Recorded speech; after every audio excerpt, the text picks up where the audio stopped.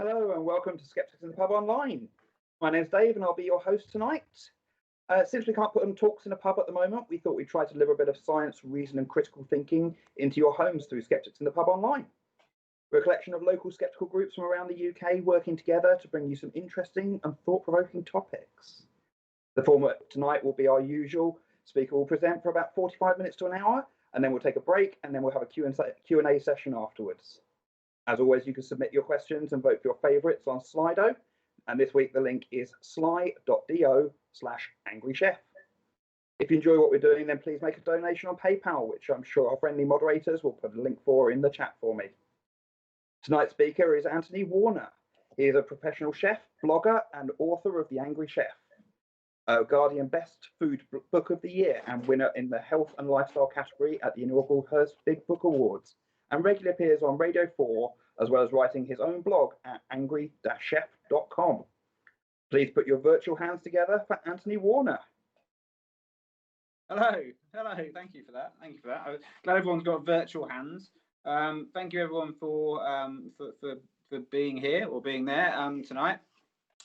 So my introduction said my name is Anthony Warner. I am a chef. I am actually a chef. I do work in the food industry, and so I still do a bit of professional cooking. But I sort of have this moniker as The Angry Chef, which is a blog that I write. Right. So I'm a writer. I write about food science as well as working in the food industry. And I think I probably have a bit of a reputation for writing about sort of debunking fad diets and that sort of thing. I write for a number of people. I've written a column for the Sunday Times for a while, and for New Scientist, and for Men's Health occasionally even, and a couple of other magazines and newspapers. I'm currently writing for the Telegraph a little bit on food issues. And most of my work, as I said, is about debunking false beliefs and bad science in the world of food. I've been doing it since about 2016. And I've written some books. Quick plug of the books. This is my first book called The Angry Chef, Bad Science and the Truth About Healthy Eating. And this is this debunking of fad diets.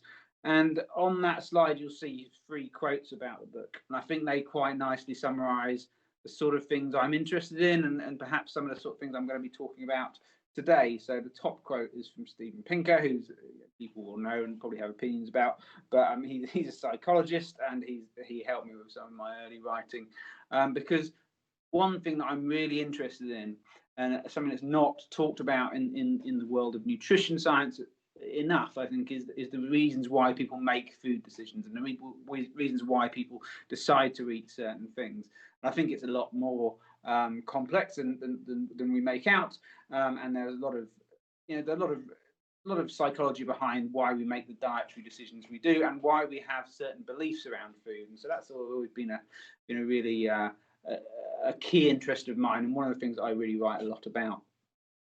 The middle quote is from Kevin Whelan, who's a professor of dietetics at King's, and kind of that just demonstrates that I have had in my time writing a lot of support from the dietetics and nutrition science community, and from people working in nutrition and medicine. And that's been very helpful for me, because I get access to lots of people with lots of knowledge. I'm a writer who reports on other people's knowledge. I don't consider myself an expert on food science, but I have an enormous amount of help from a lot of people in the scientific community. And I think that I've had that support because I say a lot of the things that they can't say. A lot of stuff that perhaps they want to say about certain diets, and certain Instagram diet gurus or people on television talking about food, or sort of general media coverage of food science. I perhaps say things that they really want to say, but perhaps they can't because they're clinicians or academics, and they want to remain professional. Because you will, as you speak to people in the nutrition science community, there is an enormous amount of anger about the way food is talked about, and some of the misleading and damaging and dangerous information out there about food and diet and health. And then the bottom quote from Prue Leaf, which I was lucky to get before she got the bake-off job, actually. But Prue was very supportive of my early writing, as were a lot of chefs and a lot of food writers. I had a lot of support early on, because at the heart of what I do I am a chef. I am someone who loves food and loves to eat and loves to cook, and I think food is an incredibly important part of our lives and our culture. And almost all of my writing is about taking away that sort of guilt and all those sort of problematic relationships people have with food, and get food back to what it really should be about, which is pleasure and enjoyment. And so I think that's a lot of food writers and chefs saw that early on, and understood that that was the case, and so supported my work early on. As time's gone on, I've had sort of clashes with a few people, because I tend to sort of pick apart everyone's tensions and false beliefs, and we all have them, including myself. But I have challenged people, and generally that's not always endeared myself to everyone in the food writing community. But I still have some fairly good relationships with a lot of people. The next book, taking a little time to change. Oh dear. So there we go. The next book is called The Truth About Fat. This is my second book, and this is about obesity and diet-related disease, and the sort of misunderstandings there are about that, which is people often portray it as a very simple issue, that people gain weight because they eat too much and don't move around enough, and if they want to lose weight, they should eat less and move more. Obesity is actually a very complex issue. The science behind it is very complex. The societal reasons behind obesity are very complex, and I attempted to take apart them, and got some nice reviews and nice comments about that, more from the science community. It's much more of a science book, the second one, than it is a food book, really. And for the last year or so, or 2 years really, I've been writing my third book, which is very much the hardest book I've had to write. Really involved sort of an enormous amount of learning on my part, and it's about sustainability of food systems, and a lot of what I'm talking about today is going to be about that. And that book is written now, but it's going to be out in January next year. It's called Ending Hunger, and it's really about the sustainability of global food systems, but it's also about that in the context of the most important thing, which is ensuring that people don't go hungry. And it's about the history of how, as a human population, we managed to sort of overcome hunger and get to the point we are now, where we have this sort of advanced developed food system, where wide-scale mass famines have all but been abolished, and what that's going to look like in the future.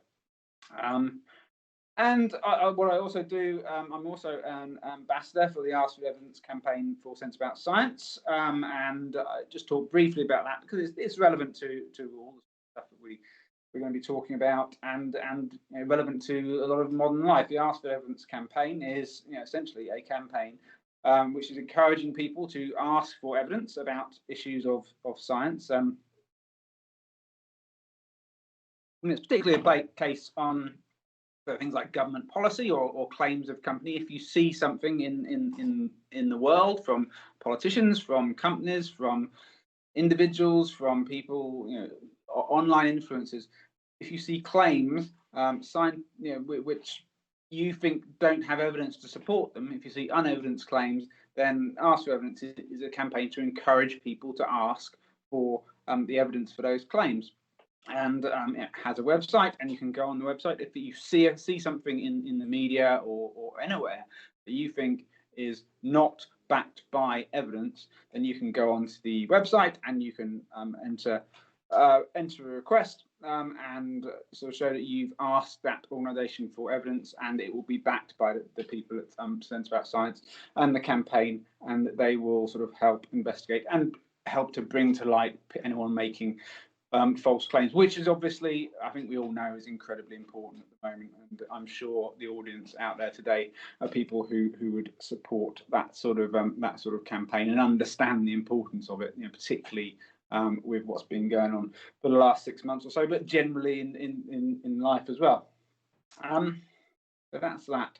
I mean, for the last few years, I've been writing about food science, and really looking at the thing that really interests me is the reason why, in the world of food particularly, but generally in life, but in the world of food particularly, why we have so many false beliefs and why we adopt so many sort of troubling troubling belief systems about food.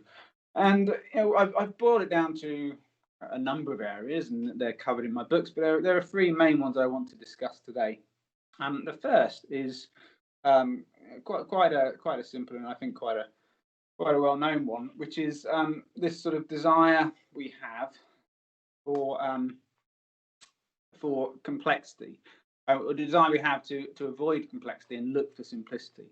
If you look at the two paths there's one that's a nice simple path and there's one that's a complex path. And as people, as sort of pattern forming, pattern loving sort of creatures who look for patterns in randomness, we love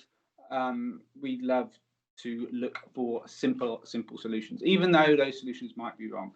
And in so many areas of life at the moment, particularly in food and in sort of diet, certain things are complex. Nutrition science, almost by definition, is quite a complex science. And so if you have two options, if you have two people touting solutions to complex problems, like, what should I eat?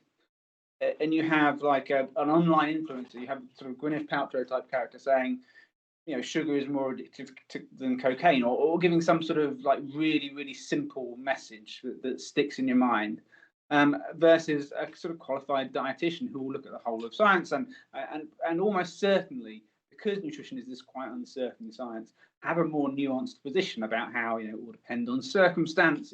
Diet's complex. There's no particular right and wrong way to eat.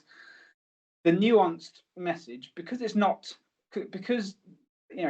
online influencer is not constrained by the need to tell the truth and can pretty much say anything they want, then often they will have a more compelling story. And even though perhaps we even know that story is not necessarily the truth and not necessarily evidence-based, it's what we're drawn towards. So I very much think that this influences a lot of our decisions in quite a negative way. This desire for simplicity rather than complexity. And in a complex world, when there are complex issues and complex decisions to be made, that can be extremely problematic, because we'll often take the sort of the path of least resistance, the simplest path, and it's often the wrong way to go. And the second area is something which does seem to affect a lot of our decisions these days, particularly on diet, and that is tribalism. Now, we have this sort of large, complex, diverse society these days, and some of our sort of traditional sort of ways of ordering ourselves in terms of large family groups and religions and belief systems have broken down over the past few years, but we still have a very innate human need to belong to something and to be part of something and to be part of a tribe. And diverse groups of people will often form into different tribes, and that there's nothing wrong with that. But these days, I notice, particularly about diet, that for a lot of people, a kind of belonging to part of a dietary tribe has become a very important way people have of signalling something about themselves to the world. Now, I interact with a lot of people on social media, and lots of them don't like me, and the ones who particularly don't like me tend to be the ones who, if I look at their profile on social media, then their dietary ideology, what they believe about food, will be very high up, perhaps even the main thing about them on their profile. And I always think that's interesting, but that what someone eats, or how someone eats, could be the most, in their opinion, the most important thing that they want to signal to the world about themselves. It's like if they're vegan, or if they're low carb, or they're carnivore, or they're paleo, or any of these sort of very strong dietary tribes that exist. I think that's sort of a fascinating thing, and that has problems associated with it, especially when you're coming to sort of the beliefs you have around your dietary ideology. When anyone challenges those beliefs about that dietary ideology, says that maybe a certain diet isn't healthy in some context, or certain things that people believe and understand about food aren't necessarily true, if that's against the ideology that these people belong to, against that sort of dietary tribe that these people belong to, that becomes not so much a case of challenging the evidence, but it becomes a case of challenging something about someone's identity, challenging something very fundamental about them, something about the way that they see the world and the way they organize themselves in the world. And that's very challenging for a lot of people. And that's why there are so many sort of very entrenched dietary beliefs. And I believe that creates quite a lot of problems. And it certainly creates an inability in the people who belong to those sort of dietary tribes to accept evidence that doesn't sort of conform with their particular view of the world. Now, the third area that I want to talk about is something that's sort of slightly different to that, but is a very powerful a very powerful influence on the way people think about themselves and about their beliefs, particularly around food. And that's the appeal to antiquity. And many people will be aware of this, but it's a very innate. I don't know if it's innate, but it feels like it's quite an innate human trait. Because if you look at the heart of every single religion, pretty much, there is this idea that there's this sort of unspoilt paradise which humanity has somehow ruined.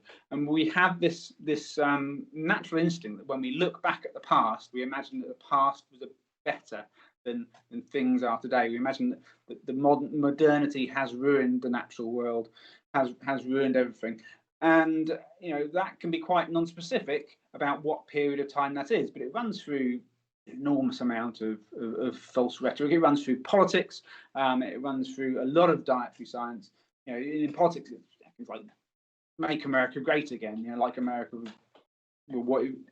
indistinct which bit of the world we're looking back to, or "Take my country back." Also, just that sort of retrograde ideas about people have, which was very populist ideas. But in dietary circles, it's like this idea that you go back to the Paleolithic to say, to eat like cavemen, or far more common and very common among a lot of food writers, actually. And one of the reasons why I upset people quite a lot is this idea that, people say, "Oh, just eat like your great grandmothers used to, or your great great grandparents used to, or eat like we did 100 years ago," not really understanding what that was actually like. It just feels instinctively like that was a better time that we could go back to, and that does become very problematic, because I think in every way possible, really, if we look at our modern food systems, problematic though they are in many ways, if we look at our modern food systems, no country had better dietary health 50 years ago. People were not cooking more fresh food 100 years ago. More than that, very few people at that time had kitchens in their homes. Most people didn't cook fresh food and eat around a family table at that time. The dietary history of most countries is actually written by the richest people in that country, the people who had servants and the people who had kitchens, and that was a very, very small proportion of people. But the actual reality of dietary history, and going back 100 years, going back 50 years, is that diets were very poor in quality, and lots of people were going hungry. In almost every way, human progress has had one direction in the past, in terms of food, in the past 10,000 years. I think there's a very good quote by Hans Rosling, which says, worse the effect that the way globalization has happened around the world is not perfect, but the worst thing possible is actually not being part of it. We are sort of far better off than anyone in the history of the world has ever been, even as things are now. The reality of appeal to antiquity is not this sort of wonderful time. It's essentially nutrient deficiencies, and it's inadequate diets, and it's diseases from lack of food, and people large numbers of people going hungry within even sort of countries like ours, if you go back sort of 100 years, even if you go back sort of 60, 70 years.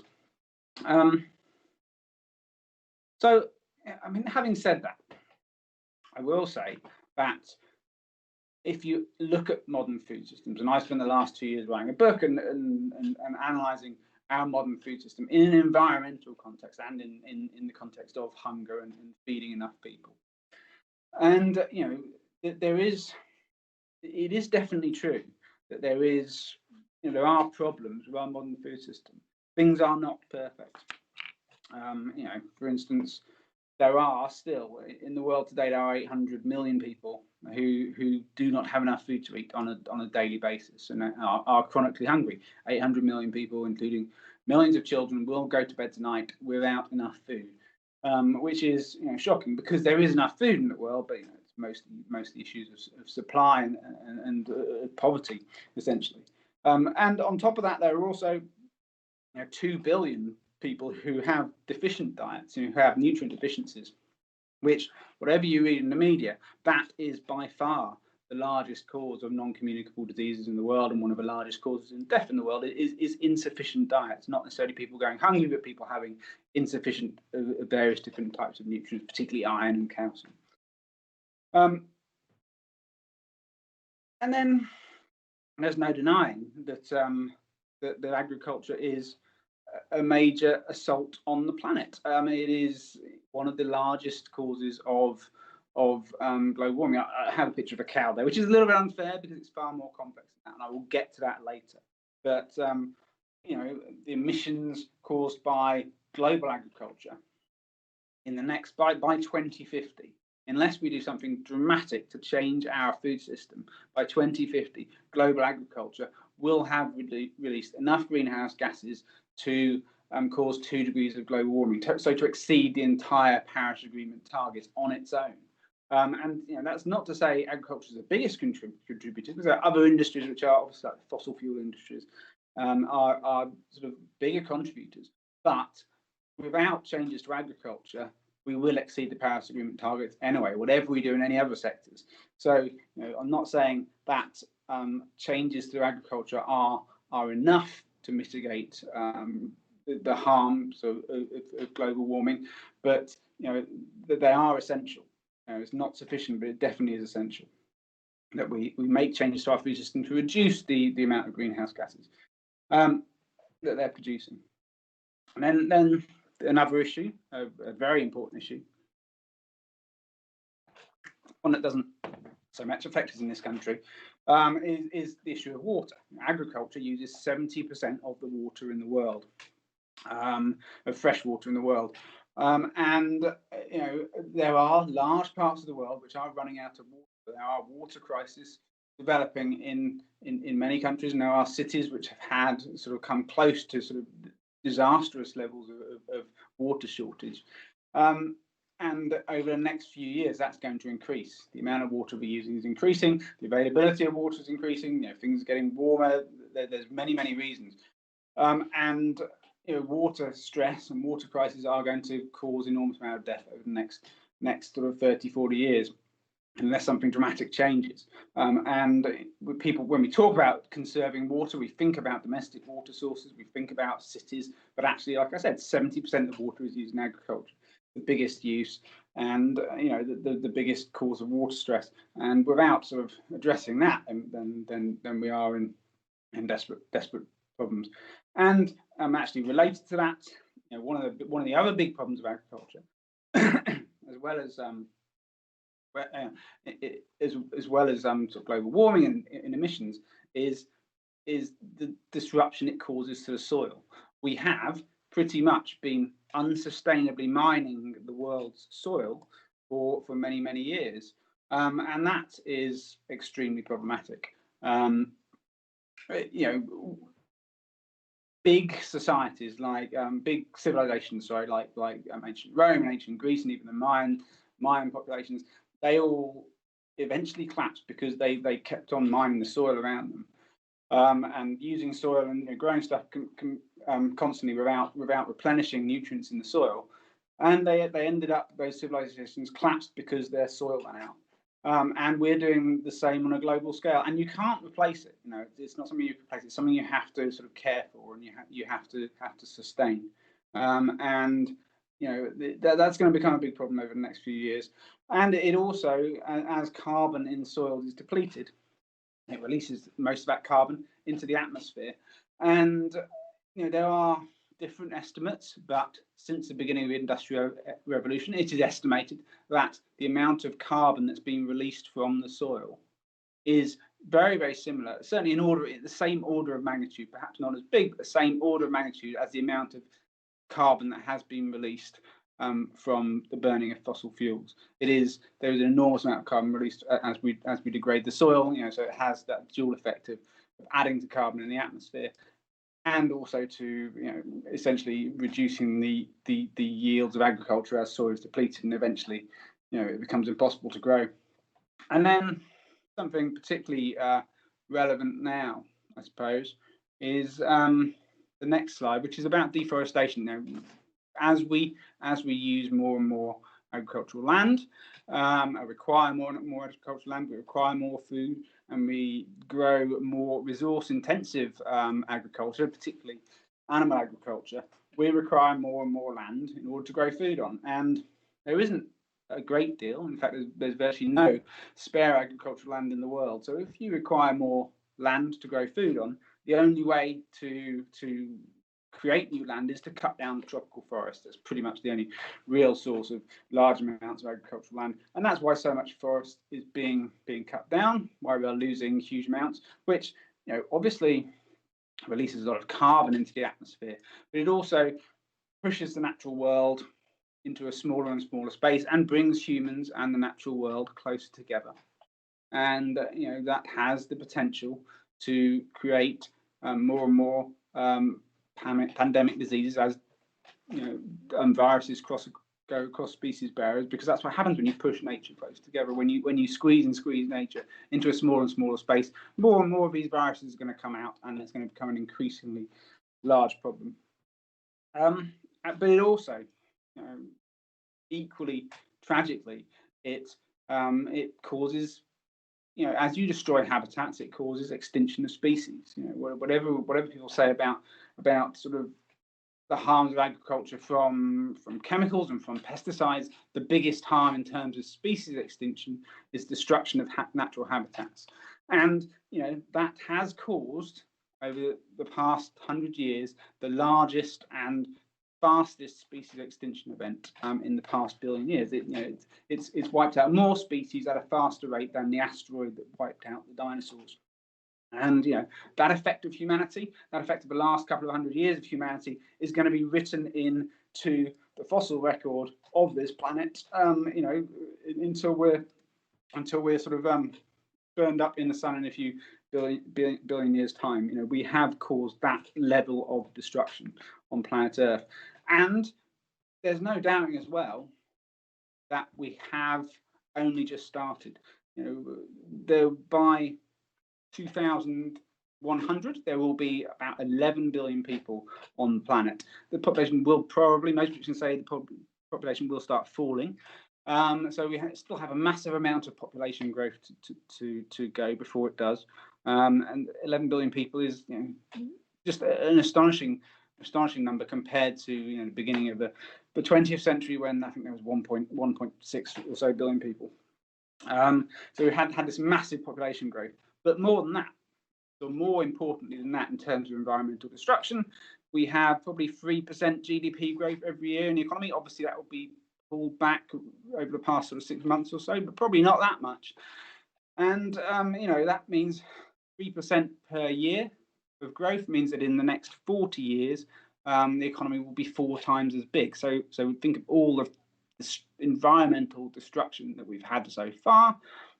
The economy will be 4 times as big in 40 years' time, and which is astonishing and perhaps sort of even unthinkable. And I'm sure that we will find new ways to grow the economy without having such a harsh environmental impact. But an economy 4 times as big is an incredible thing to think about. And what you have to remember in any of these sort of conversations about global food systems is there are 1 billion people perhaps on the planet who have a pretty nice life and are pretty comfortable. And there are another 6 or 7 billion people on the planet who are having a pretty miserable time, who don't have very much at all in comparison. And the next 40, 50, 60 years are going to be dominated by the fact that those large group, that 6 billion people, are going to want a life more like ours. And there's not much we can do to stop that. And we actually, there's morally, I don't understand how we possibly can say that we should try and stop that. but we somehow need to find a way of managing that growth. And one of the biggest impacts is going to be the food system and how we manage the changes to the food system. Because as people get richer, they want more resource-intensive diets, particularly animal products. So we cannot continue producing food in the way that we do now. As I said, 2 degrees of global warming by 2050. Also, every single forest will be destroyed by 2050 unless we make dramatic changes to the way we eat. And I've been looking at these issues for quite a long time now, and it's pretty clear to me that we could address every single one of those issues. We could free up land by farming in a different way and changing the way we eat. We could not only massively reduce greenhouse gases and less water, but we could also use agriculture as a way of drawing carbon out of the atmosphere. We could actually use it to mitigate a lot of the impact of global warming by locking carbon back into the soil. It's one of the most effective ways we have of pulling carbon back into the soil. So if you can have regenerative agriculture, which increases the carbon contents of soils, then that can make a huge difference to global food systems. So we could do those things, but for some reason we're not. And there are a number of reasons why. I'm just going to take you through some of those. Obviously, I've just written a book, so it's out in January. So I'll refer to that in the future. But I can go through some of those reasons, and they relate to what I was talking about earlier. They relate to these ideas of complexity, and the other sort of two reasons why. I'm going to take you through them one at a time. So complexity.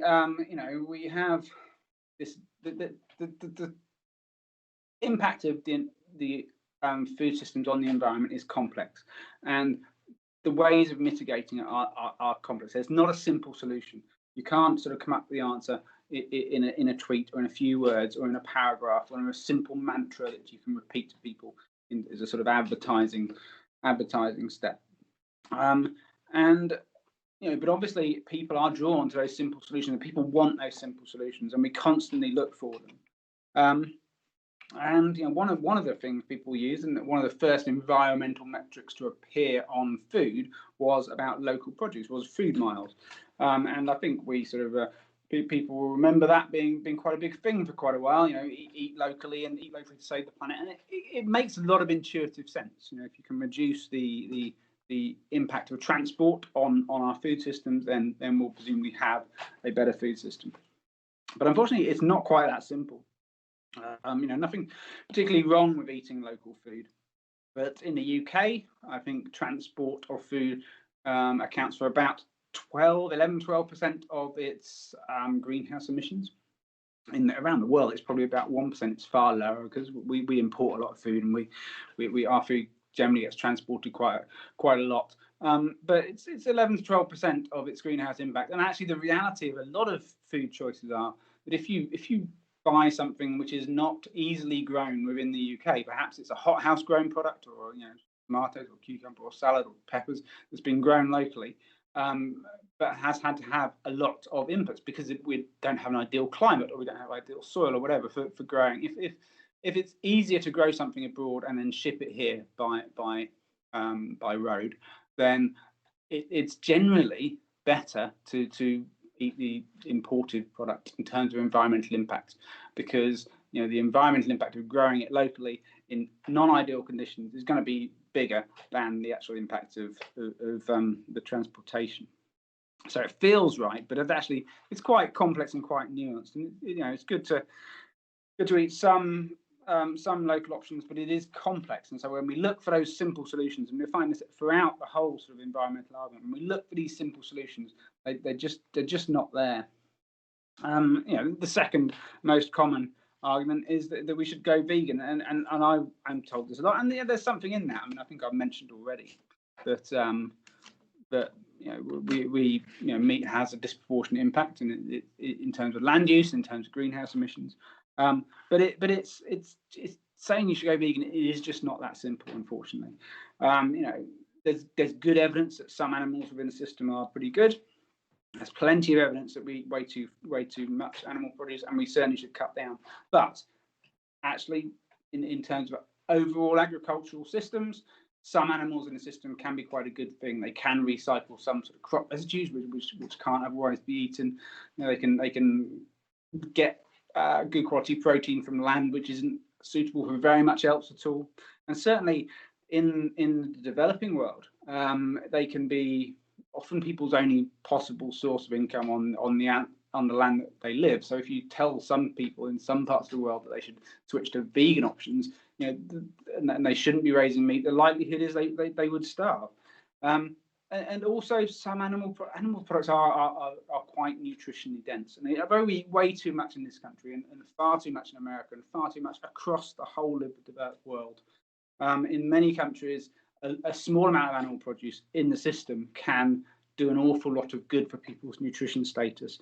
You know, so really, what we need to be doing is increasing the amount in the developed world, the developing world, and decreasing the amount we eat in the developed world. And it should perhaps meet in the middle somewhere at some sort of ideal level of consumption. And there's been various estimates of what that should be, and that's a difficult calculation to come up with. But you know, it's certainly a lot less than we're currently eating. The amount of meat we eat now is completely unsustainable. My view is always we should value it more and eat it less often. But how you actually achieve that is complex. It's difficult. You know, some people will talk about creating cultured meat, growing cellular meat, and that sort of thing to take the animals out of the system. I think that maybe that has some value, perhaps. But when I think about the scale of meat production currently in the world, you know, I think there are something like 300 billion kilograms of meat produced, consumed every year. So even if you to make a small dent in that, the infrastructure required to grow cellular meat, which is always going to be a very, very difficult thing to do. Anyone who's got any experience of growing cellular cultures will know it's a difficult process. You know, to produce produce even sort of 10%, produce sort of 30 billion kilograms of cultured meat is going to require trillions of pounds worth of infrastructure, and probably not be worth it. You know, what we really need is behaviour change. We really need to encourage people to eat less meat, but that's a complex thing to do, and it's difficult. So tribalism affects this as well. I know I look at the sort of really big tribes, dietary tribes, and they all sort of have views on the environmental impact of food, and a lot of those views are wrong, unfortunately, because they're subject to the biases I was talking about earlier. And there's a thing that people have, which is called the unity of the virtues, which is common. It is a concept from theology, really, and it's the idea that if something is good in one way, then it's going to be good in all ways. So if you think that a particular food item, if you think that a vegan diet particularly is good for your health, you'll also think it's good for the planet's health. You'll think that it's the best tasting diet. You'll think that it is a good diet for type 2 diabetes. You'll think that it's a good diet for sort of cardiovascular disease and all these things. You will associate a unity of virtues with it, which might not necessarily make any sense. You know, one of the environmentally, in terms of calories per hectare, sugarcane is one of the best crops to grow. It's not necessarily the best in terms of health. So you know, there's no logic behind the idea of unity of virtues, but it's a very powerful feeling that people have. And you know, I get that with both vegans and with people who eat more sort of carnivore type diets and eat low carb diets. They all have this idea that their particular dietary choice has a unity of the virtues. And that applies to environmentalism. So even, you know, despite the evidence, people who eat high meat-based diets will claim that the meat that they eat is not that bad for the environment, especially if it's sort of grass-fed or whatever, raised on pasture, despite the fact that we could never raise enough meat on pasture in order to meet the demand that we actually create by our consumption levels. And there's two figures up there. There's 4% and 51%, and you know, they're both sort of touted by meat eaters and vegans as being the amount of greenhouse emissions attributable to meat. So 4% is the lower amount, which a lot of meat advocates will talk about, and that's the percentage of greenhouse emissions produced in the US as a percentage of their total emissions, and that's it's based on a reasonable study. 51% is seen in a lot of vegan arguments. There's a couple of Netflix videos based on that, around that figure, saying that 51% of greenhouse emissions are caused by the meat industry, and both have some truth about them, but they're both sort of misleading in many ways. The 4% is, as I said, it's from the US, so it's the US as a whole, and the US is one of the most carbon-heavy economies in the world, if not the most. And actually, so 4% is actually quite a lot. But also, what the trick is that when you look at the US on its own, you don't account for land use change in other parts of the world, and which is something that people will do when they're trying to sort of absolve meat from being from its climate impact. And obviously, meat's a global commodity. It's ridiculous to take the US in isolation. You have to look at how consumption patterns are affecting the rest of the world and how they're affecting deforestation. And the 51% figure is, again, it's kind of true, but what it does, it includes the emissions created by animals as they breathe out carbon dioxide, which obviously animals breathe out carbon dioxide. But the reality of that is obviously that the carbon dioxide that animals breathe out is carbon dioxide that's been captured by plants. So plants capture the carbon dioxide, the animals eat it, and then they breathe out the carbon dioxide in a normal respiration process. But that doesn't add to the net amount of carbon. It's only when it's converted into methane, which is more potent global warming. So that's misleading as well. The actual figure is probably, most people accept it's kind of around 14-15% animal agriculture in terms of total global emissions, which is obviously a fantastic amount, but it's not as much as a lot of vegan campaigners will say. It's not as little as a lot of meat advocates will say. And that's all because of this sort of tribalism and this confirmation bias that people have within tribalism. So finally, just talk about the appeal to antiquity. This is very big in environmental discussion, because you have this idea that climate change is a modern problem. It's something that's happened recently.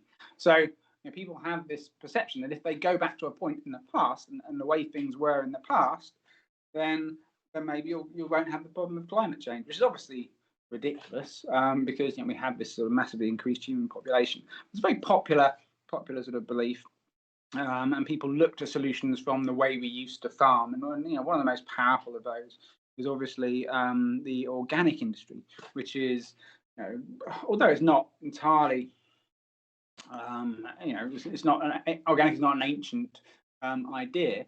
It's a 20th century idea, but it kind of is about taking agriculture back to pre-20th century, back to free artificial fertilizers, back to artificial pesticides, and that sort of thing, and to sort of older practices. And that's how the organic movement came about. And it still sort of holds on to that. And a lot of people will eat organic produce thinking it has a benefit on the environment.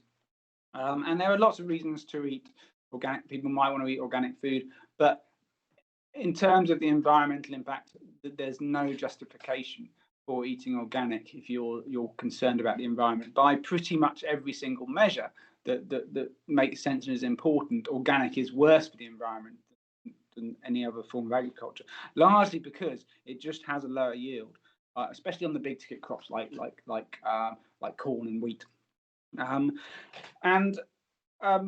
It also has sort of higher levels of nutrient runoff, because it's not easy to control the amount of nutrients going onto the field. So nutrient runoff into water is a big problem, and the yield loss of organic is perhaps sort of 25-30% for a lot of the main crops.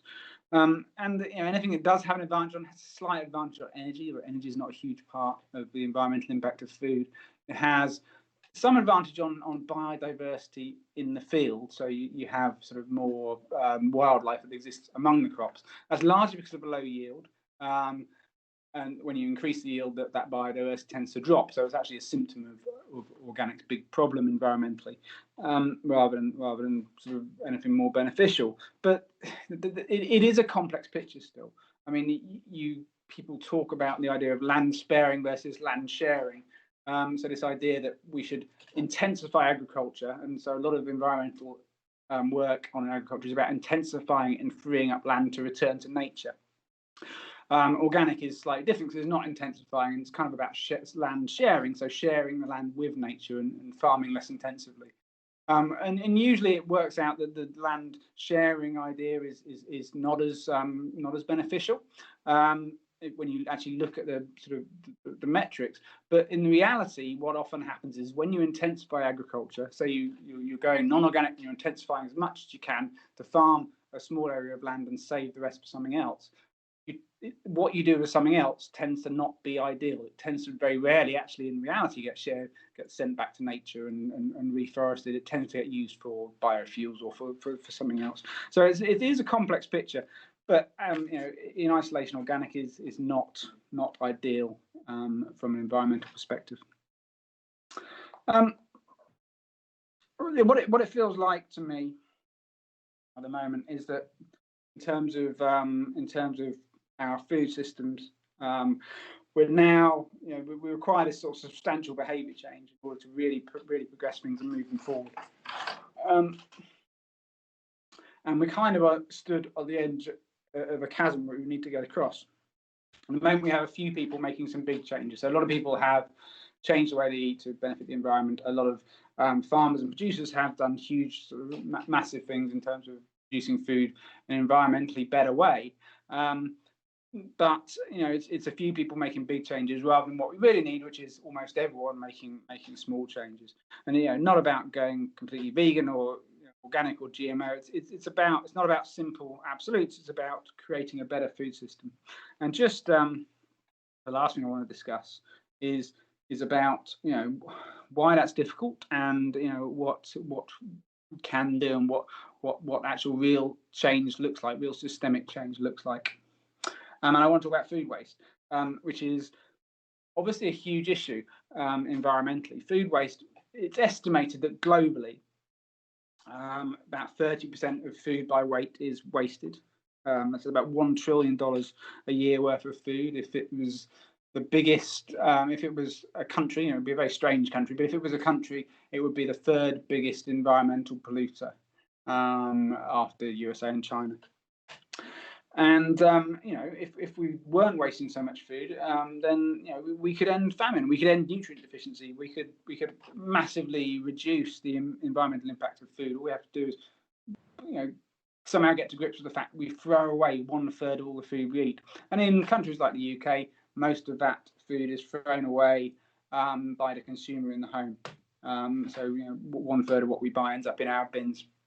In other countries, it tends to be sort of closer to production, but we have very efficient production in this country. We just end up throwing a lot of stuff away, and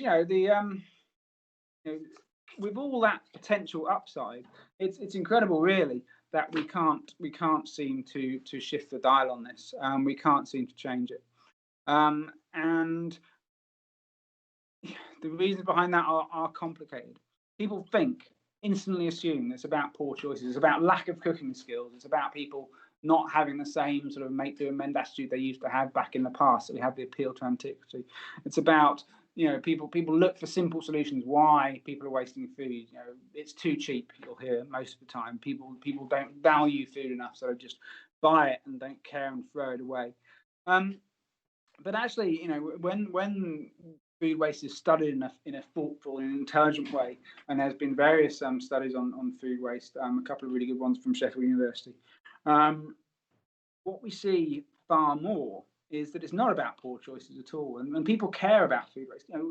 One issue that people care incredibly about, and even if they're not worried about the environmental impact of how they're eating, people inherently think that wasting food is a bad thing.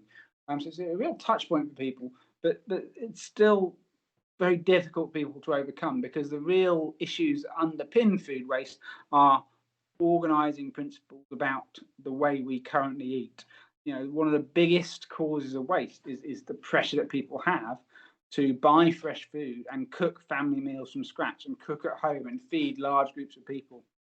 Now, personally, a lot of my writing, anyone who knows my writing will know that that's something I'm sort of extremely passionate about. I believe that sharing food and cooking for people you love and you care for is a fundamentally important part of our culture, and for me, it's a fundamentally important part of being human. And to say that there's some problem with that is a difficult thing for me to say. But the way people are cooking now, the pack sizes are inadequate for what they're buying. They're buying a large number of ingredients to cook a complex recipe, and they're wasting a lot of them. And that's where most of the waste in our food system in the UK certainly is coming from.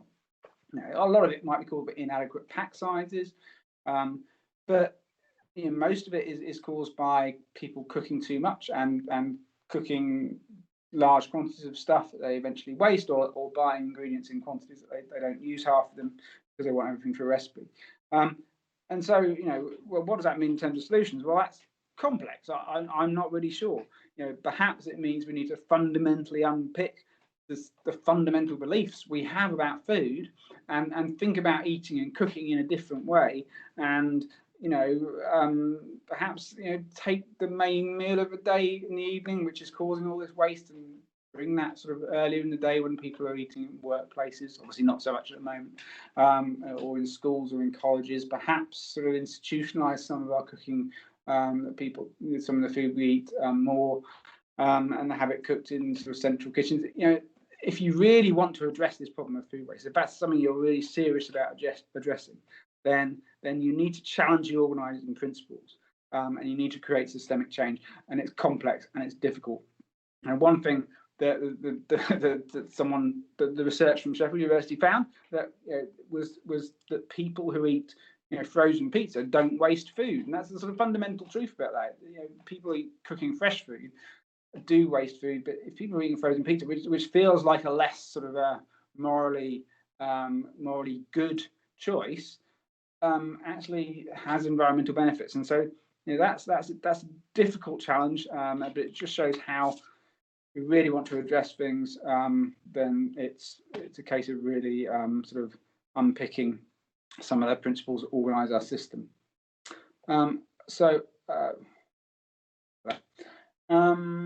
Yeah, I'm gonna finish on this actually, because I've been speaking a bit and I'm getting on for time. But the last slide I just want to show is about people will want to know, I suppose, if you're looking at the sort of destruction that I've outlined in terms environmentally, what is a golden rule? What is sort of a sustaining sort of principle by which we should try and enact these sort of complex changes that are needed.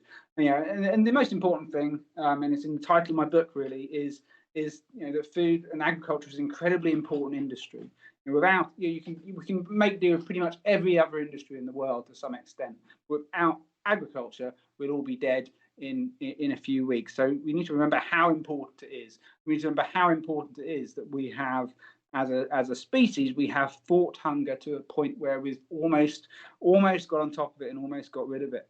And for me, the key to progress and the key to creating a better world is always making sure that if we're going to improve and change our food systems environmentally, we don't increase hunger, because the most profound and important breakthroughs that humanity has made have all been made in the time that we sort of overcame hunger, when people had time to think beyond their next meal and weren't constantly thinking about how they were going to feed themselves. We had the chance to progress in music and society and science and all the technology, and all that progress happened because we stabilized our food system. So if we're going to change our food system for better, we need to make sure that we don't undermine that progress, and make sure we keep fighting hunger at the heart of everything we do. Thank you. Thank you, Anthony. That was absolutely fantastic. Really great talk. So we're going to take about a 10-minute break now. We'll be back at 5 past. But while we're gone, please feel free to check out the Slido link, which is sly.do/angrychef. And also think about possibly making a donation to keep us up and running and support what we're doing. As I said, we'll take a 10-minute break now. So we'll see you in 10 minutes.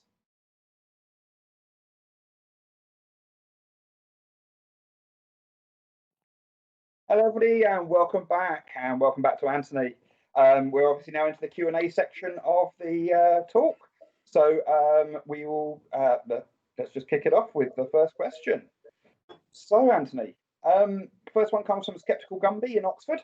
what are your thoughts on genetically engineered crops? I know you mentioned it briefly, but I'm sure you've got more to say on the matter. Yeah. Okay. I mean, it's it's interesting. I mean, I write quite a lot in the book about genetically modified crops.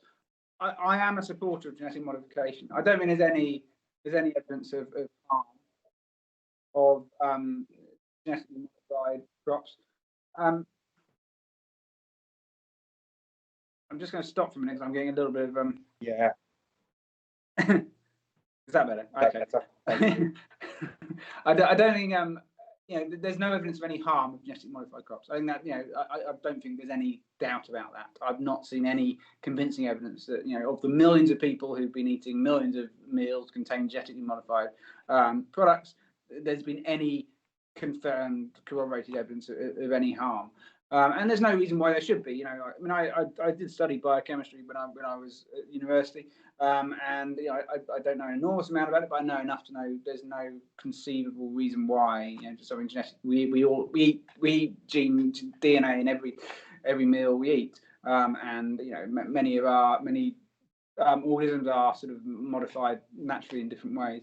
And there's considerable evidence of benefit. Environmental benefit. BT crops do have, reduce the amount of insecticide on the field, reduce the amount of insecticide that farm workers have to handle, and have been shown to improve biodiversity.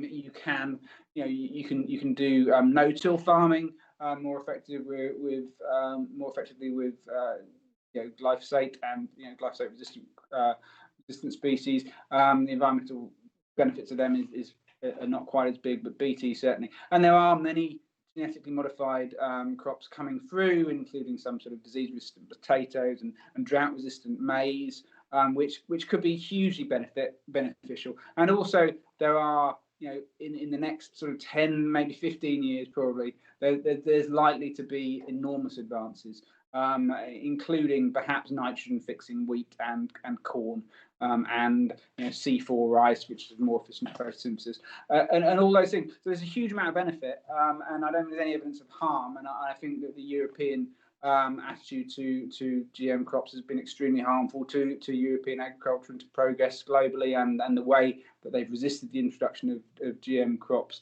in other parts of the world, where they could have huge benefit. Golden rice being one example, but there are also Panama-resistant, disease-resistant bananas and other sort of nutritionally enhanced products. So I think my view is that they're incredibly important for the future, and we should perhaps be wary of the power they might hand to large corporations. But for me, that's why we should be making sure that much of the research in genetic modification is for the public good in institutions and universities and that sort of thing, rather than having too much control by big corporations. And that's been the problem in the past. It got associated with some big companies and some fairly sharp, unpleasant practices, to be honest. But the benefits, you don't want to throw the baby out with the bathwater in terms of benefits. Absolutely, it's got a bad reputation from some of the companies doing some shady stuff, which has then led to the whole thing having a bad reputation, when actually a lot of it is a fantastic move forward, especially for underprivileged areas. Right.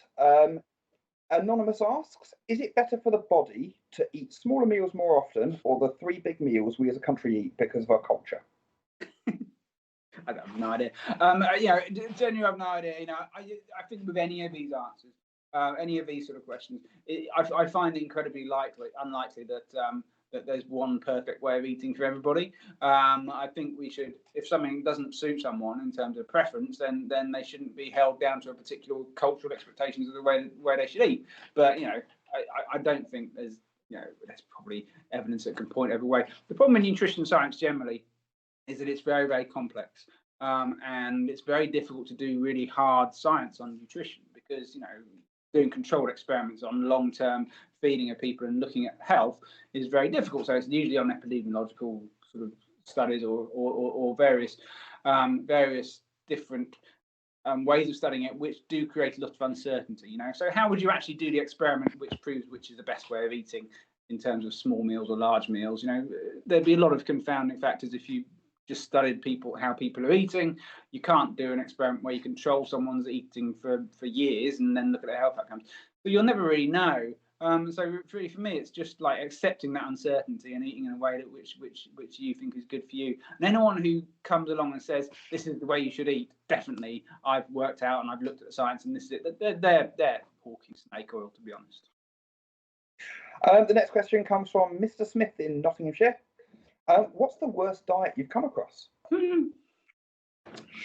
They're a broad question, but yeah, I mean, there's people who claim they don't eat, the breatharians, aren't there? Who say that you can live off spirituality. So that's mad. But I suppose, I mean, it's the ones I think the ones that annoy me the most. There are loads of ridiculous diets. All carnivore diets are ridiculous. All fruit diets are ridiculous. The ones that annoy me the most, I think, are the ones which make health claims. So the alkaline diet for cancer is particularly egregious and has resulted in people dying. The GAPS treatment for dietary treatment for autism, or dietary cure for autism is particularly exploitative and particularly nasty. So they're the worst ones. The ones where people make very restrictive diets and claim they're going to sort of cure a particular disease. I think the GAPS diet even claims it can cure eating disorder. A very restrictive diet which claims it will cure eating disorders, which is just I mean, horrific, and should. Well, you think that something should be done. It should be regulated in some way. That's not. Seek a professional. Don't go to the internet when you've got eating disorders. Yeah. The idea that a restrictive diet would be a treatment for eating disorders is particularly egregious because it's just preys on people in a difficult situation. A question from Colin BJ. Is it true the British population was healthier at the time of World War II food rationing than any time before or since? I don't think so. I mean, it depends how you define healthier, I suppose. I mean, I'm not quite sure what sort of metric you're using for healthier. Life expectancy was a lot shorter. The healthy years of life was expectancy was a lot shorter. So I wouldn't necessarily say people were healthier. I think when people say people were healthier, they often mean people were thinner, which is very much not the same thing at all. But I mean, maybe there's some sort of evidence, but I'm not. I don't think there's any. I've not seen any convincing evidence that people were healthier. You'd have to look at individual sort of metrics. I'm sure some things were better. I'm sure some things were worse. Often one of the mistakes people make when they're looking at this sort of thing is say, more people die now of non-communicable diseases. But that's very much an artifact of the fact that you have to die of something. So, if you're not having as many communicable diseases, contagious diseases, and there's fewer people dying in accidents and violence, then yes, more people will die of non-communicable, because you're going to die of one, you're going to die of something in your life. And that's the case with a lot of things. So, if cancer, certain types of cancers have gone up, that's often a case of the fact that people are just living longer and not dying of stuff earlier in life. So, I don't know if people were healthier, but I don't know how you define healthy. Igor asks, what's your favourite food-related craziness? Favourite food-related craziness? Favourite? I don't know. I think one of the ones that kind of drew me into this world of debunking diets, fad diets, was the idea of that there's foods that can detox you. I think that's always been one of my favourites. So I do enjoy, because it still persists, and you see it on the shelves of major supermarkets. You certainly see it in health food stores. You see it in adverts, and you see it in shampoos and just all these things. This idea that you somehow have toxins inside you which need to be drawn out, and the only way to draw them out is by drinking a smoothie made with kale or something like that. Is so bizarre and unscientific that I wonder how this idea persists, but it's everywhere and it just doesn't go away. However many times it gets debunked, it just keeps on coming back like Terminator. And you know, it amuses me because it turns up and you sort of eventually after a year or so you get bored of like pulling apart detox diet nonsense. But it's an old favourite. It's the same with a lot of pseudoscience. No matter how much you knock it down, it keeps coming back. Yeah. From Dave the drummer, one of our regular question askers, do you feel we're making any progress in combating food woo like the organic food lobby?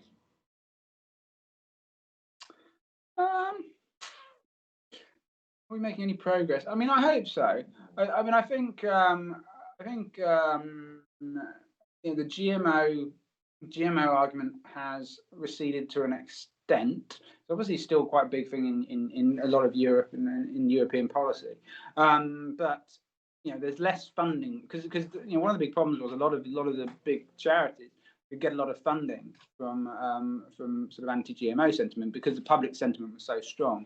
And a lot of their fundraising was through these sort of campaigns, and that has receded. So I imagine that will lead to it. But you know, organic's still a big business, and it still pays a lot of people to sort of promote information that supports their business, as a lot of industries do. But are we making any progress? I mean, one thing I have seen in the past few months, however long we've been locked down for, is that people have realised quite early on how incredible our modern food system is, and how you know, we should support and praise that, and a lot of the you know, because it has kept us fed and it's kept us safe underneath in extraordinary circumstances. And if it had fallen apart, if the food system had fallen apart in March, April this year, you know, there would have been rioting on the streets, and it would have been horrific. But it kind of held together and proved that it was pretty resilient and that it could respond to people, and actually we got to the products that we found sort of solace in were sort of manufactured foods often, and so I think people probably have you know, I think that will have had an effect on people. And you know, one of the big ways that the sort of the lobbies who, you know, the food woo type lobbies use is this appeal to antiquity, that things were better in the past. But I think when people have been in this situation where they've seen the modern food system for what it is, and it's kept them safe and kept them fed, I think those arguments will be hard to make. And I hope those arguments will be hard to make. And I hope we'll look back and we'll go, you know, God, our food system is flawed and it is problematic, but it kept us fed and it did its job remarkably well, and we shouldn't knock it too much. I mean, I speaking from experience, I work in retail, so I actually work in food supermarkets. I've seen this firsthand, and I've seen how much aggression was shown over being forced to queue up, let alone what it would have been like if they hadn't got their food. Now, we had shortages of certain things, but they were very short-lived. You know, you couldn't get pasta for a week. Well, most people have a bit of pasta in the house anyway, not a major problem. If that had gone on for months, I think things would be very different. Patrick asks, if a society made a bigger effort to eat food that is in season, do you think it would lower our ecological footprint? I mean, possibly. There are. I mean, I made the point about growing local food and how it's a complex benefit. It's not always beneficial. Sometimes it is. You know, often it's not. Eating food out of season. I mean, I think our desire to have lots of foods all the time, even when they're not in season, can be problematic. And I think air freighted food is kind of difficult to justify. You know, flying asparagus from Peru, and you know, green beans from Egypt, because they have short life. You can't really sea or land freight them. So you know, that's problematic, and I think we should probably try and get away from that to an extent.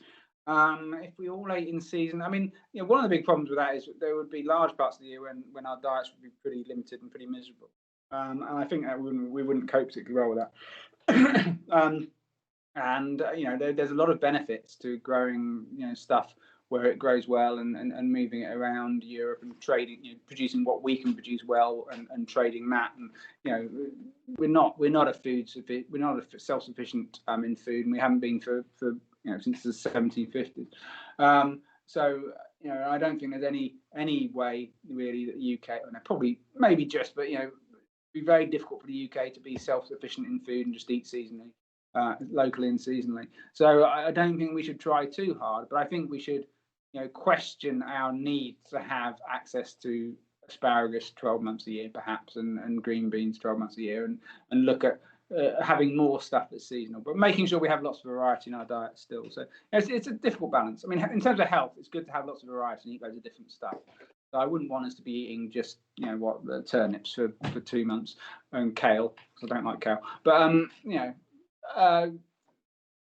thinking about it, but not being too limited, I think would be my advice. Anonymous asks, do services like Blue Apron and HelloFresh have a positive or negative environmental cost?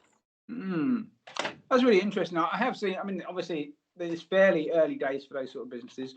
Life cycle analyses are complex and difficult to do. I have seen some initial work which has said, yes, there's a benefit because you have less food waste, and it's kind of one of those sort of things I was talking about, having a slightly different thinking about the food system, and that helps to create less waste.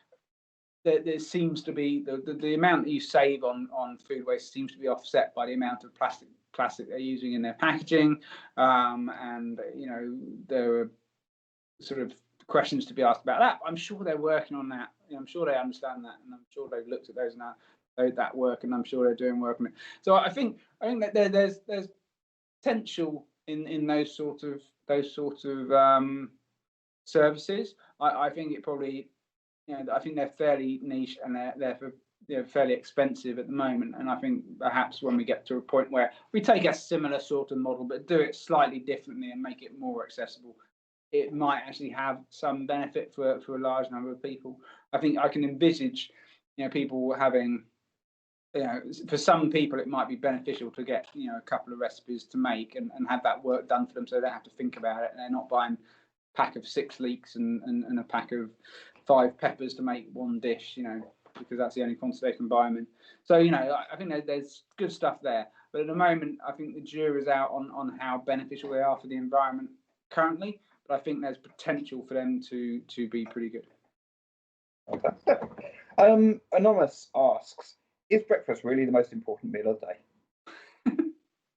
Simple. I refer to one of my previous answers. I think if breakfast is your most important meal of the day, then yes, it is. But it's not going to be the same for everyone. Important in what way? Important in terms of I don't know.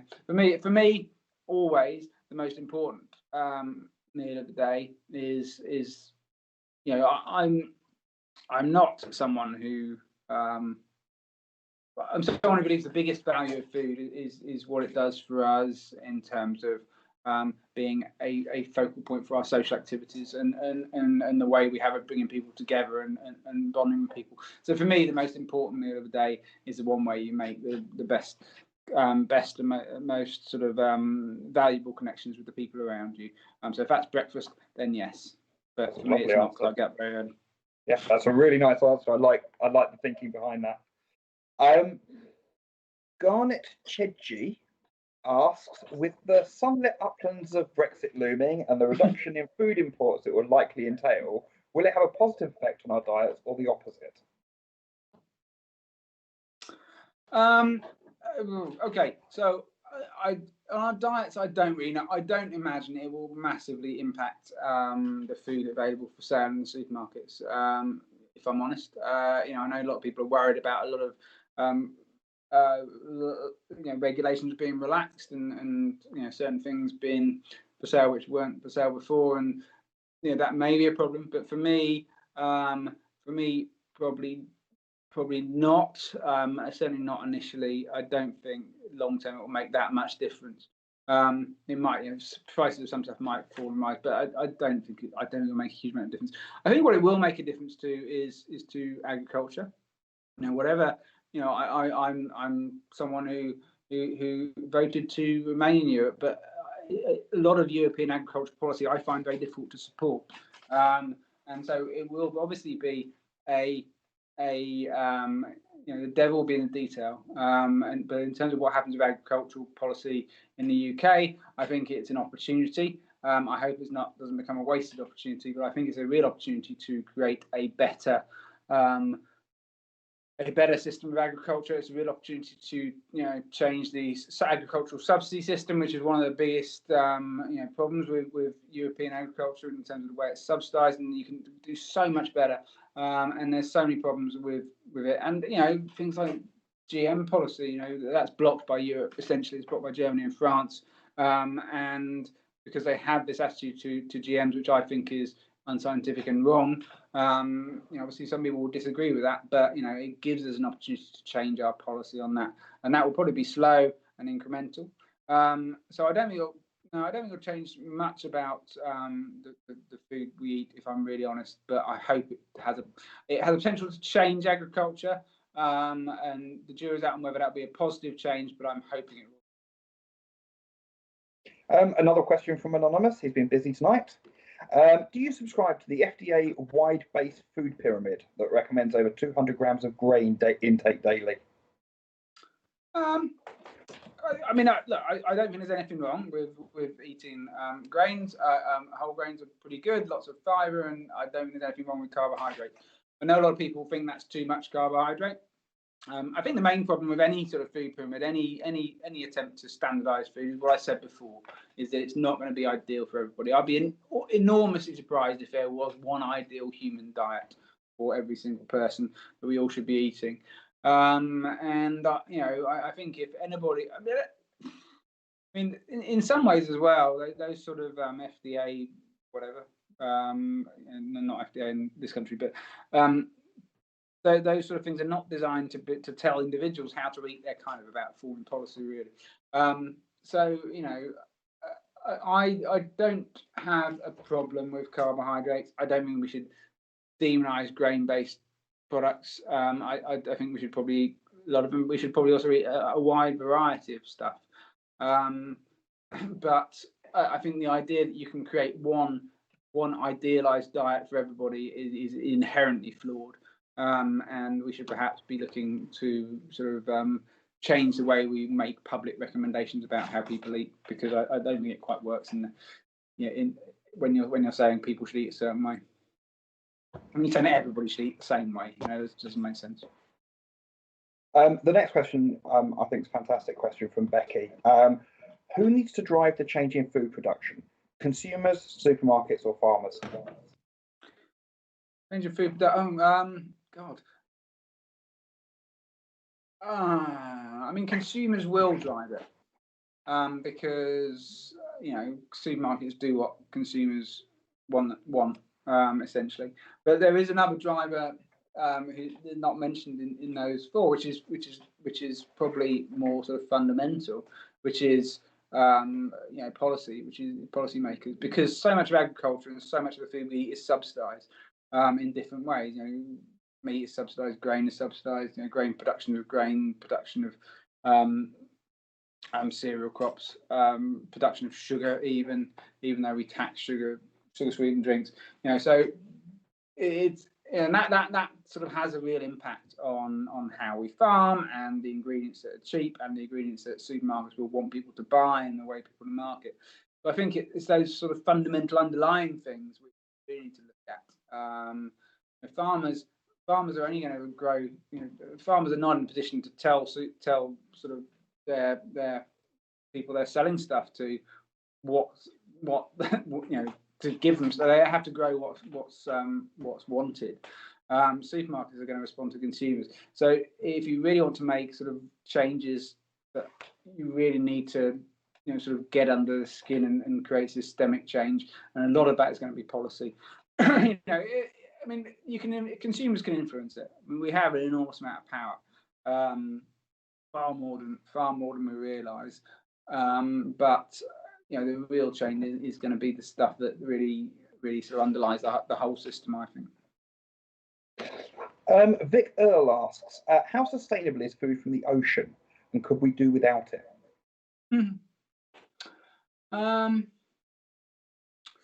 God, I mean, I don't know really. I mean, it's actually one area I didn't get enormously into when I was researching my book. It was, I looked a little bit about aquaculture and fish farming, rather than sort of rather than going to the oceans.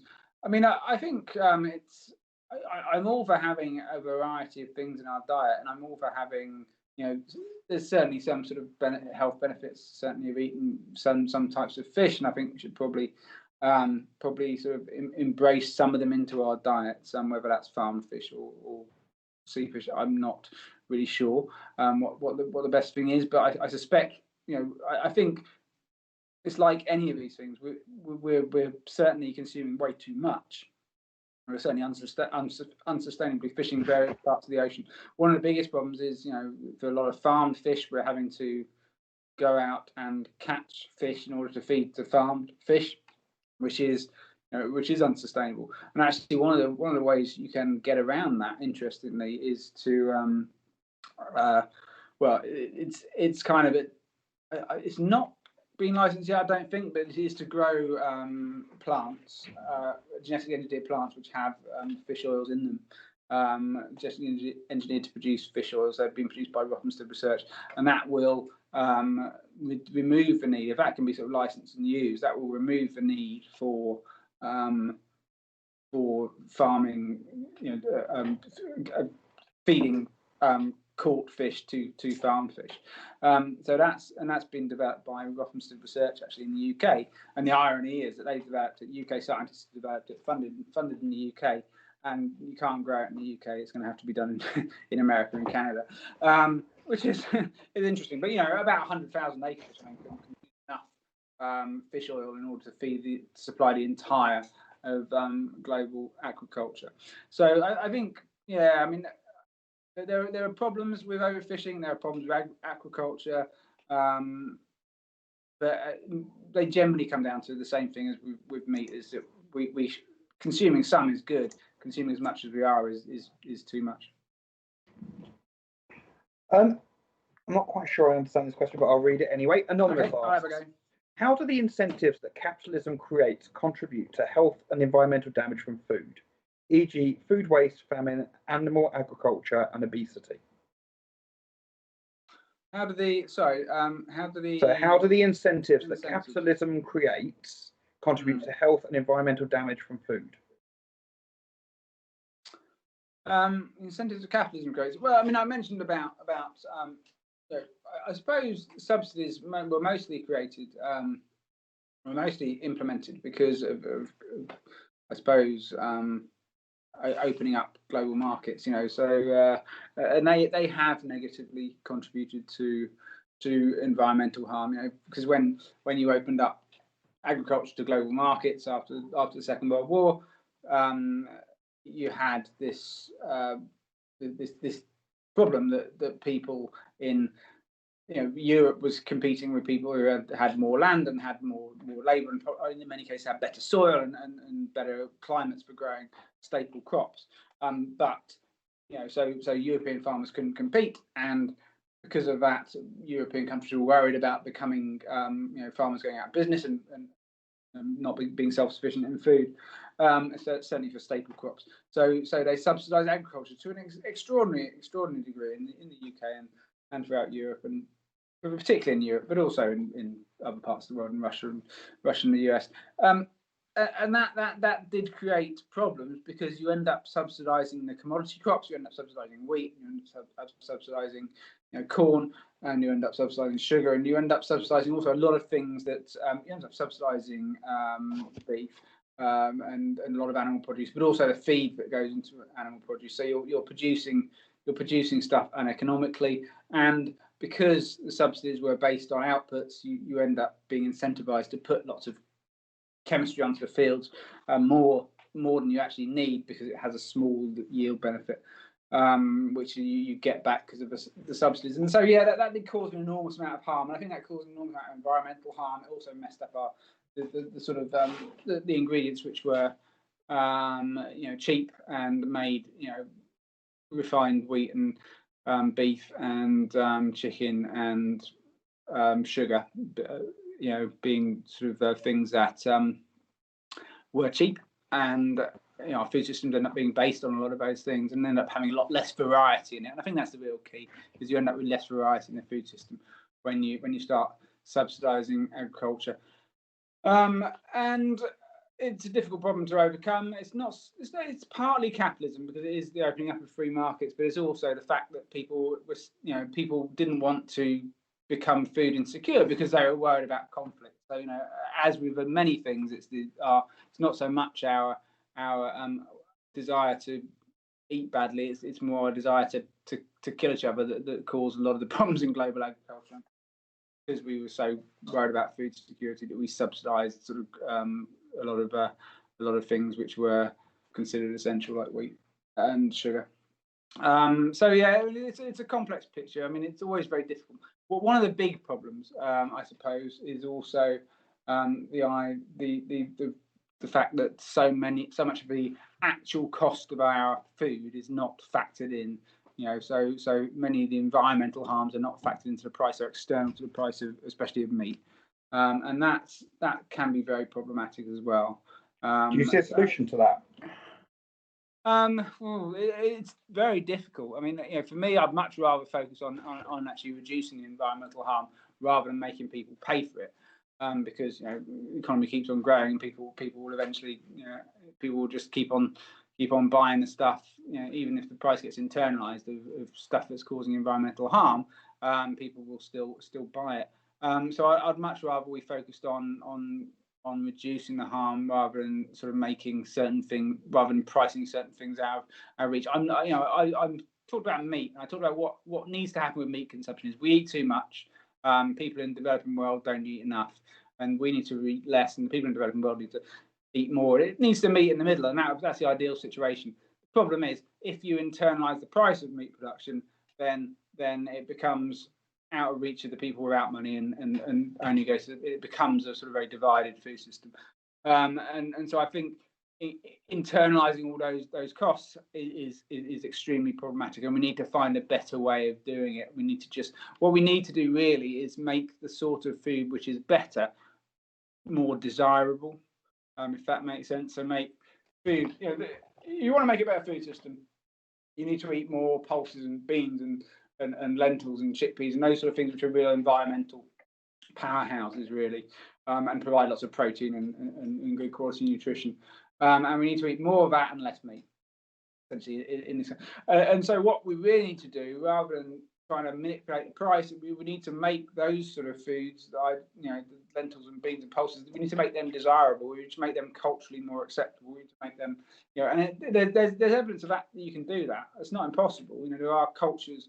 You look at Indian cuisine, and in India they eat far less meat than other countries of equivalent financial means, and that's largely due to sort of cultural reasons, but also and because of those cultural reasons, a cuisine where those sort of foods where better foods are valued is become sort of more prevalent. So I'm convinced that I'm convinced that the future relies on making the better foods more desirable, rather than just pricing out things that we don't want people to eat. Another one from Anonymous. Are there benefits to intermittent fasting for weight loss? I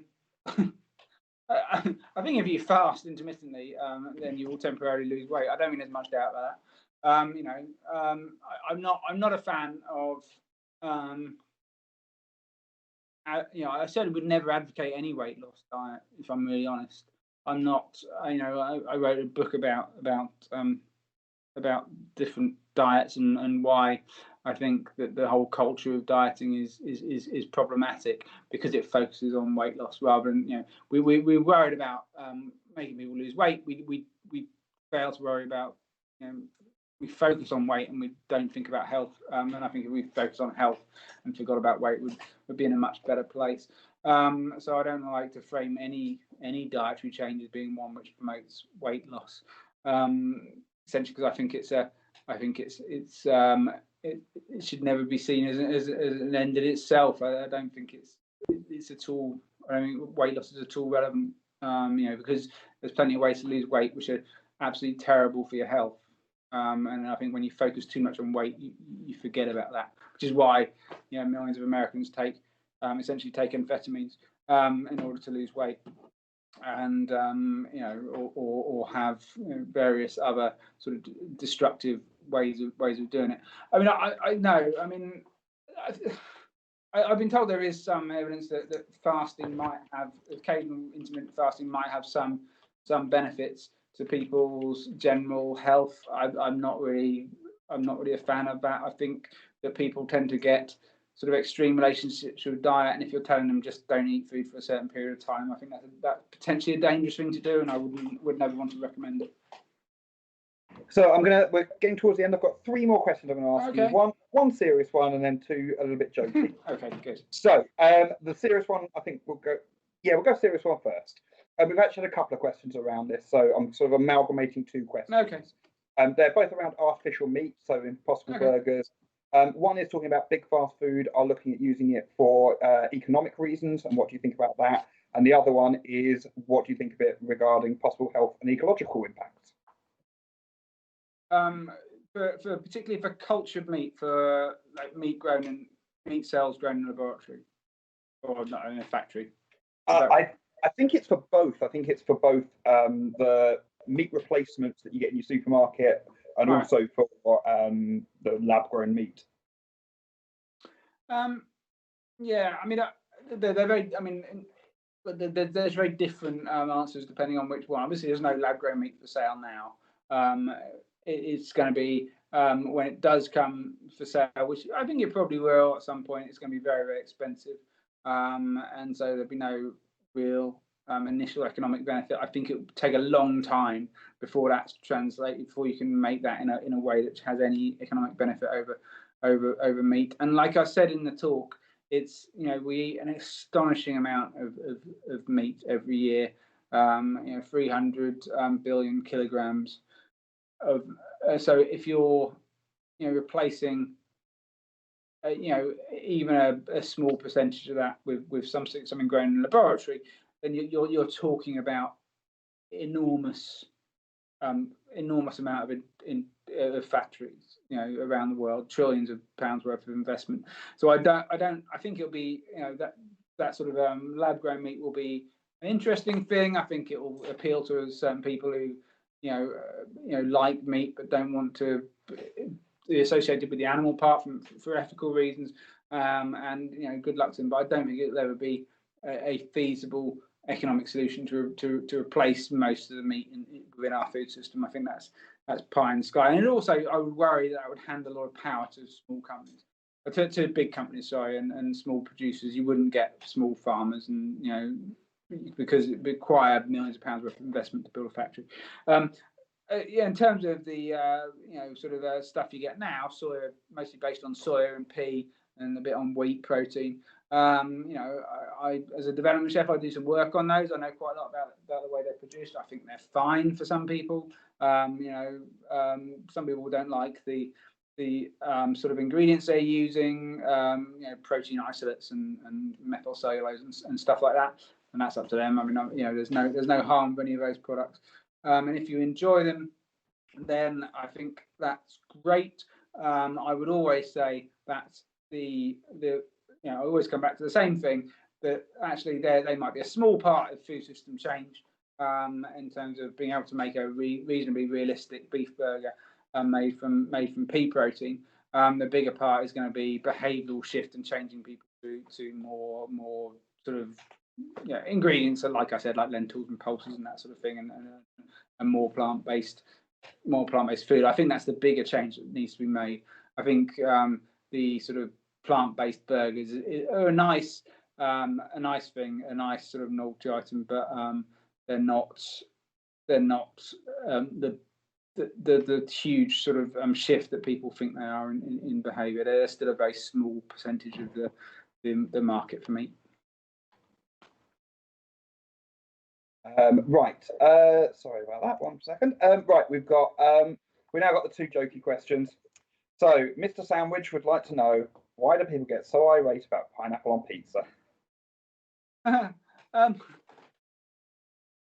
not a fan of pineapple. I ran a pizza restaurant for a few years in Manchester, or ran the kitchen of a pizza restaurant, and I would refuse to serve pineapple on pizza. And yeah, so I kind of there. I got a quite a serious answer actually. I mean, it relates to some of the stuff we've been talking about. People get upset about things that almost seem like, why, I mean, I'm not forcing you to eat pineapple on pizza. But I think what people have, and this is something that I've seen in a lot of the stuff that I've been writing in the past couple of years, is people have a very binary view of the world. They like to categorize the world into different categories. So that might be plant and animal, it might be natural and artificial, and it might be male and female, and all these things. And they have these sort of very binary classifications of the world, and so. And any sort of blur, people get upset about any blurring of those categories. So when you have plant and animal, and someone says, "Here's a plant-based beef burger," and that's actually quite upsetting for people. And when you had like a Greg's sausage roll, a vegan sausage roll, that seemed to genuinely, like, viscerally upset a lot of the people when Greg's launched that. And they weren't being forced to eat it. They haven't stopped selling their normal sausage roll, but people were really upset that this thing existed. And so I think it's the same thing with pineapple pizza. I think people see pineapple as like dessert cake thing, and pizza as meal, savoury cheese thing. And any sort of blurring of those boundaries, the way people classify the world, people get very, very upset. So I think that's why people get upset about pineapple on pizza. And I have to admit that I do as well. I felt that cognitive dissonance just at lunch today. I had an Indian pizza, which was a naan bread with a curry on the top and then cheese. Yeah, which just felt weird. It was delicious. I know. But no reason why. It's just weird. It's like having a curry with mashed potato or something, isn't it? It's just wrong. It feels wrong, but actually, when you try some of these things, they're absolutely delicious, and you go, actually, I was wrong all the time. Although pineapple on pizza is still wrong. I'm sure I've made a lot of people angry there. And then the final and probably most challenging question I'm going to ask you: what's your favourite food? My favourite food. Oh God. I think my favorite. Yeah, I think I've said this before on my blog. I think my favourite food is the potato. I think just because of its versatility and all the stuff you can do with it. And also, I have this thing. I've worked in professional kitchens for a long time, and I ran quite a lot of kitchens. You have to be able to judge a chef when they come in and they're doing a trial or whatever.